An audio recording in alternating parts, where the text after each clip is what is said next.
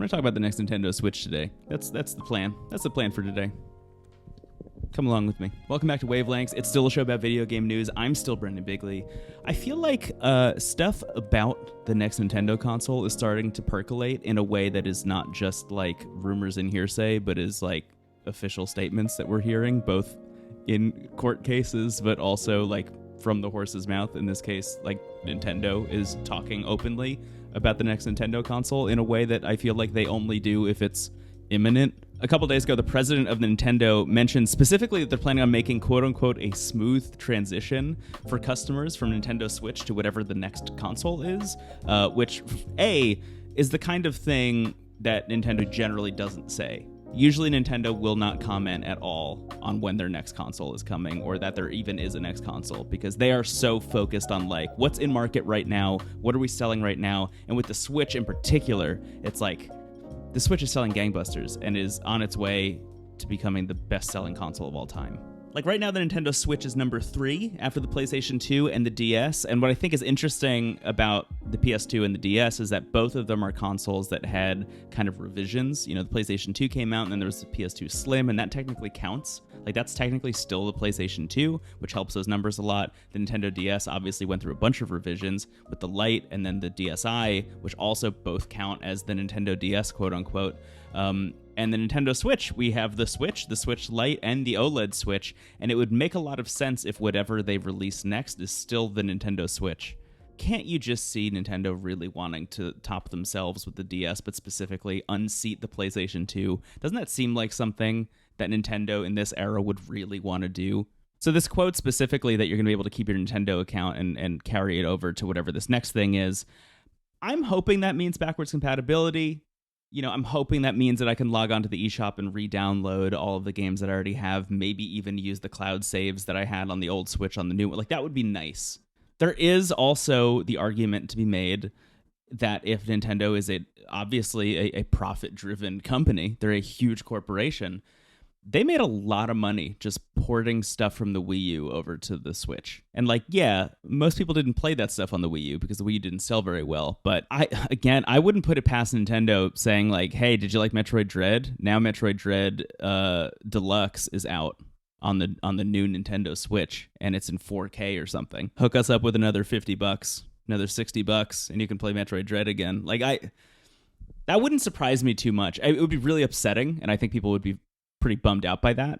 I think every once in a while, companies like Nintendo, I mean, actually just look at the console market. Like Nintendo, PlayStation, and Xbox all need to have these really humbling moments, right? Nintendo had one with the Wii U, PlayStation had one with the PS3, Xbox had one with the Xbox One. And these are things that come in cycles, I feel. And I'm not saying that whatever Nintendo releases next is going to be another situation like that. But if the new Nintendo Switch comes out and isn't backwards compatible, I think that's going to be a thing that's going to rub a lot of people the wrong way. Generally speaking, those things don't work. People will still buy the Nintendo stuff, even if they're mad at Nintendo. I think it's the most classic thing in the world to be like, Nintendo is horrible to its consumers, and also I'll buy everything they ever make. But I do think the fact that you're going to be able to use your same Nintendo account across both is probably a good sign, in that cloud saves are a big piece of why you would want a Nintendo account in the first place. So what is the next Nintendo console? I mean, we don't know for sure. I think you could look back at a lot of that Bloomberg reporting on what the next Nintendo Switch was going to be. You know, DLSS for upscaling, 4K resolution hypothetically when it's docked. I think a lot of that stuff was probably true. Bloomberg tends to not report on things, especially multiple times, if they don't have a lot of sources pointing them in the right direction. All of that reporting, though, and when that was hypothetically supposed to come out, was also around the same time as the chip shortage, which, like, releasing a really powerful Nintendo Switch while the chip shortage was happening would definitely offset the low cost that I think is one of the reasons the Nintendo Switch has been so successful. Like, the Switch works because it is the low cost entrant, but also, like, you know, it's Nintendo stuff. You can play Pokemon on it. And if it's the cheapest console that you can buy of like the 3 big ones that exist right now, and you have to pay the least to access that console's library, that seems like a win, I think. And releasing a thing that is then priced closer to like a PS5 or an Xbox Series, whatever, is probably not the move. That said, it's been, 2 years since that reporting? Something like that. It's been at least a year. I think it might have even been 2.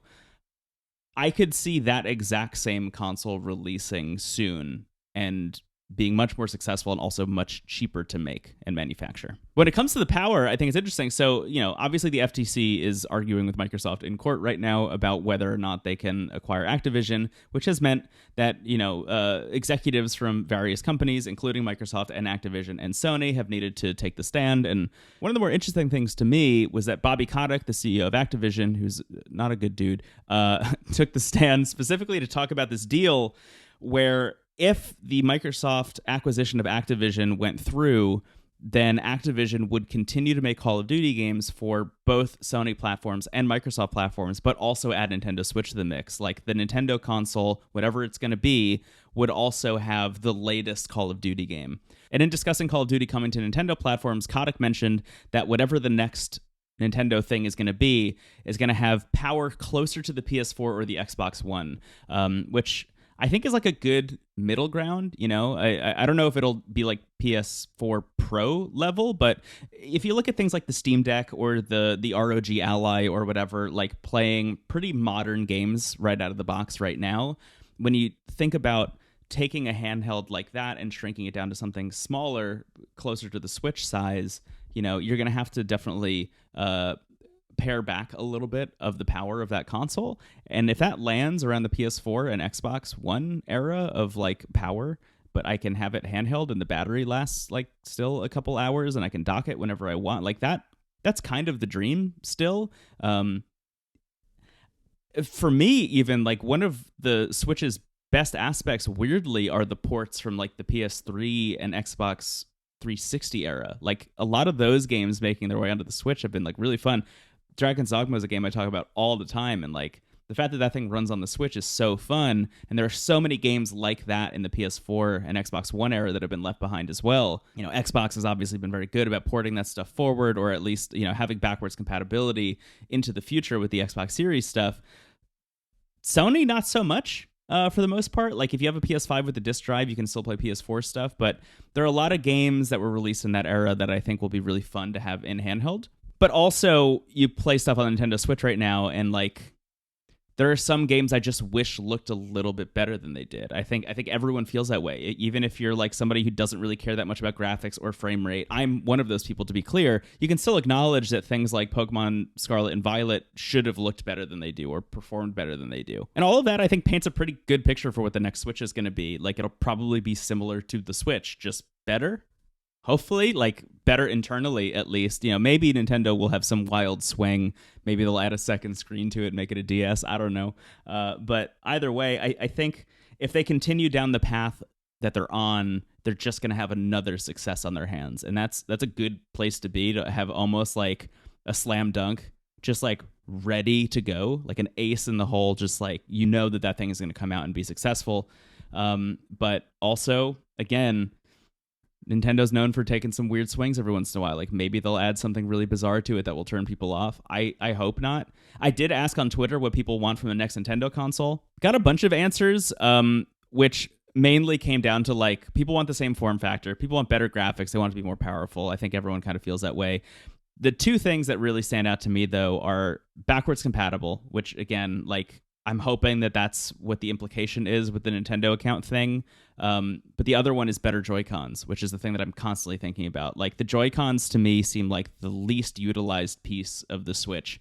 The Switch by itself, amazing. The fact that you can take the Joy-Cons off, play multiplayer, that stuff is all really cool. But the thing that's really missing for me is like, let's get weird with the peripherals again. We don't all need, Guitar Hero plastic Rock Band drum sets hanging out in our apartments and whatever. But I do think there is a world, especially, I'm playing a lot of Dreamcast stuff. I have this microphone to play Seaman.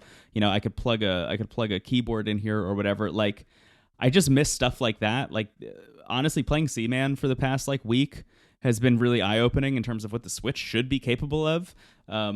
I can't believe Seaman is coming up in this video.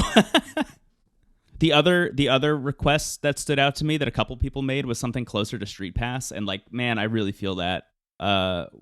Playing through a lot of the 3DS library last year in particular really highlighted for me how much I miss Street Pass and how much I miss themes. Like, I think the Switch also visually just feels like the most sterile version of a Nintendo console ever. Like the only sound you hear is like the sound that plays when you enter the store, but there's no music, there's nothing. Like I just think that the Switch needs a little bit more life, a little bit more personality to it. And whether that shows up in themes or the Joy-Cons would be cool. But just in general, I think there's a lot of room for the Switch to kind of exude a little bit more personality than it does. And that's kind of my hope amongst hopes. Like, I think it's a pretty safe bet that it's just going to be the Switch again, but more powerful. But still in there's a lot of room to grow, and there's a lot of edges that can get sanded off. But let me know in the comments if there's anything in particular that you really want to see from the next Switch, outside of games. I just mean like the hardware itself. Like what do you want to see from the next Switch? Is there anything in particular that you think that the Switch does well or doesn't do well that you want to see fixed or expanded upon? Let me know. And that's it for today. I'm going to keep it short, mainly because I'm sweating so much. I have to keep all the windows closed because the air quality in New York is really bad.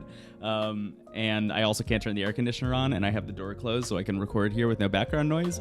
And man, it's hot. So I had a bunch of other stories that I was going to talk about. Maybe I'll talk about them in shorts or something. Either way, thank you so much for watching. Like, comment, subscribe if you haven't. If you're listening to this, please leave a review on Apple Podcasts or Spotify or whatever. Really means a lot. Really does help. Share the show with a friend, etc. I'll catch you later. I need to drink so much water. Bye.